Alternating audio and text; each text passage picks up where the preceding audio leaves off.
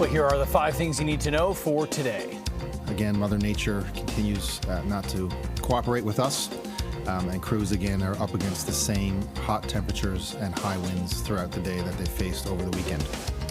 This morning, more than 10,000 people in Newfoundland and Labrador are now being told to get ready to leave their homes as a new wildfire threatens their community. The evacuation alert is for people living near St. John's. The fire also threatening a major transmission line into St. John's. The Premier says the number of firefighters from the military will double to 80. For the first time, I believe ever, we've actually requested boots on the ground from our neighbors. In New Brunswick, 3 wildfires are burning out of control. Homeowners in several communities are on alert. Fires burning in the Miramichi area, Irishtown, as well as in the Bathurst region. The province has now reached out for additional help and says 30 out-of-province firefighters are being brought in. Having something so close and just being like in view practically from where I'm standing right now is very it catches you off guard.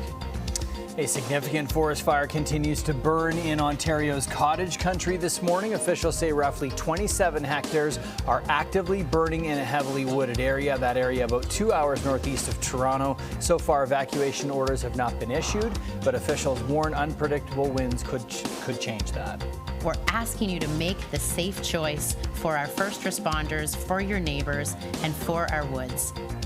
New Brunswick Premier Susan Holt is asking people in her province to think the bigger picture when it comes to temporary rules banning people from going into forests. Government officials say the ban ensures emergency resources can be directed where they are needed most. New Brunswick and Nova Scotia have taken the step as they try to limit the threat of wildfires. There has been pushback on the measures. Meanwhile, PEI and Newfoundland are still letting people enter forests but have raised the fines for violating fire bans.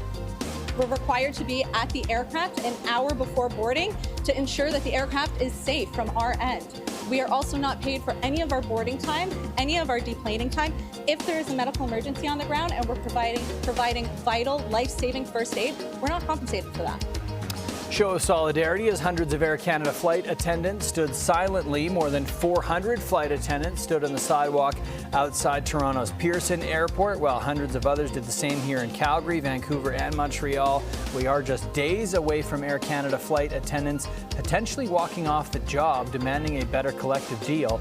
Main issues are wages and unpaid work. The current deal only pays them for the time the plane is actually in motion.